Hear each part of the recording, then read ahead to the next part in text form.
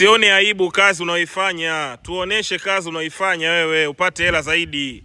Usione aibu, kuona aibu kwenye kazi unaoifanya ni kumkufuru Mwenyezi Mungu.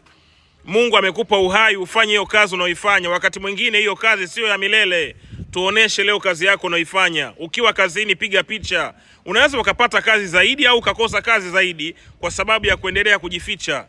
Usijifiche kama unafanya kazi yako, ioneshe kazi yako. Huo mtandao wa kijamii una uwezo wa kukufanikisha wewe na kukufanya ukapiga hatua kimaisha kama utakuwa sio zumbukuku au zembwela au zembwekwekwe. Wajinga wale na maanisha ambao hawataki kuonesha kazi zao katika jamii eti kisa wataonekanaje. Hakuna kazi mbaya wala hakuna kazi chafu. Kazi ni kazi, ni wakati tu unaweza ukafanya jambo kwa muda wakati Mwenyezi Mungu anakuandalia daraja na njia nzuri ya kufanya beta zaidi. Respect, share hii video.